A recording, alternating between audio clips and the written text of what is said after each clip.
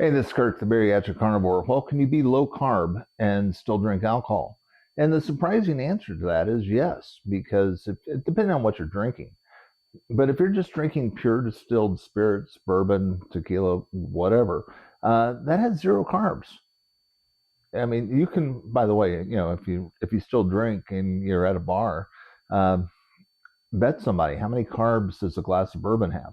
And most people think it's got 50, 60, 100. And the answer is it has zero. Distilled beverages have zero carbs because the even though they're made of grains, the distillation process wipes out the carbohydrates, but it replaces it with ethanol. Now, ethanol is a pure poison. It's like any other poison. The dosage is really what's going to make the damage happen.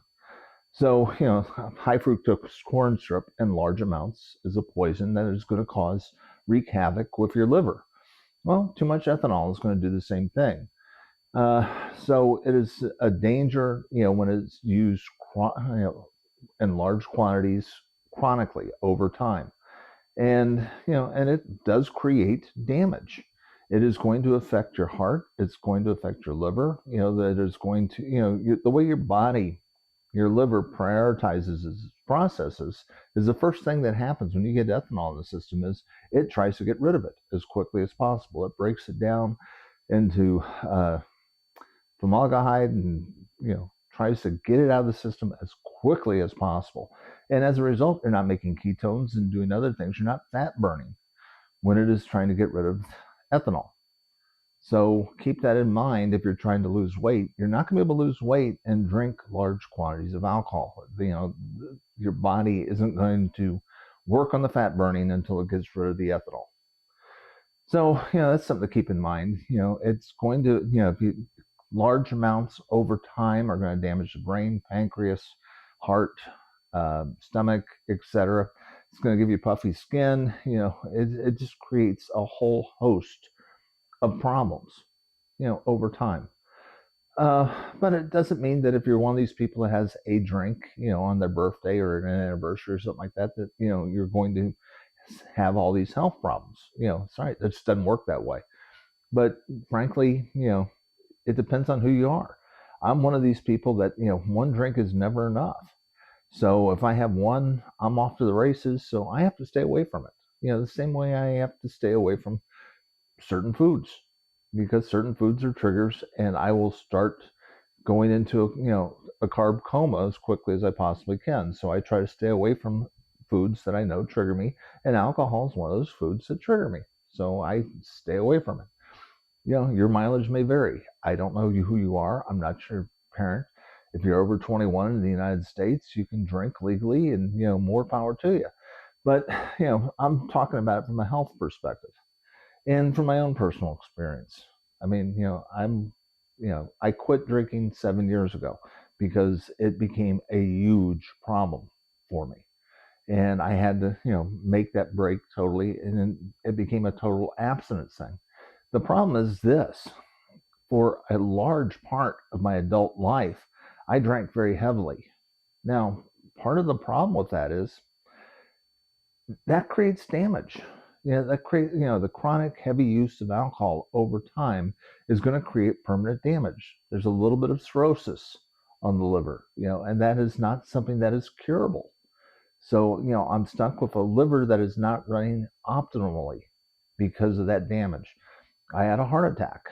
Now, part of that reason I might have had it is because I drank chronically for a long time.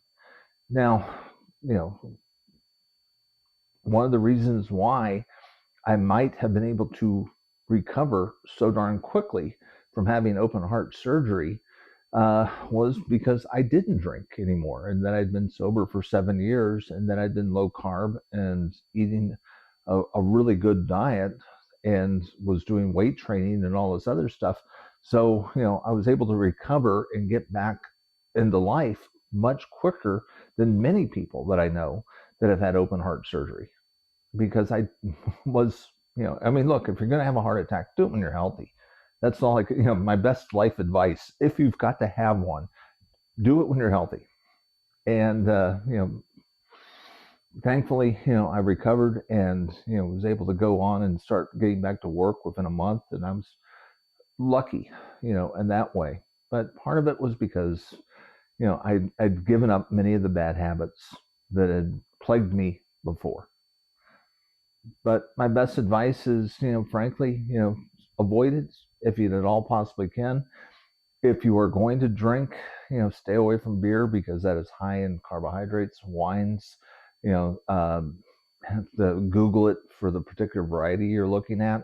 But generally speaking, the drier ones are lower in carb count. Distilled spirits have zero, but they all have ethanol. And that is a poison that is going to slow down your liver. And if you're trying to lose weight, and that and alcohol just don't mix. If you've had bariatric surgery, I will warn you, there's so many cases of people that have had cross addiction where they have been really addicted to food. That was where they got their source of comfort from. Then all of a sudden they can't get that anymore because of the bariatric surgery, and they start drinking, and that creates their own host of problems.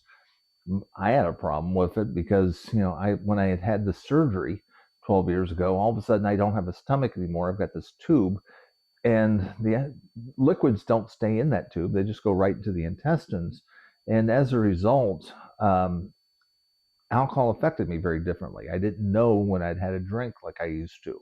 And because of that, I was drinking a lot more than I thought I was because I didn't feel the same effect.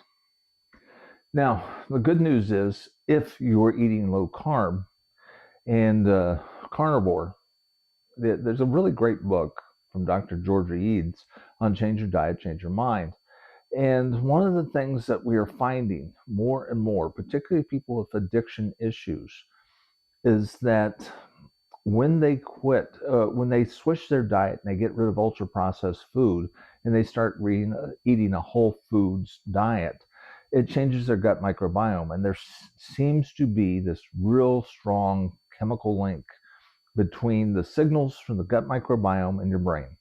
And it controls a lot of our emotions. And it is amazing how many people have gotten over addictions to smoking, alcohol, gambling, and other issues after switching their diet. I'm not saying that it's guaranteed, but there's a lot of people that had really bad mental illness of various sorts.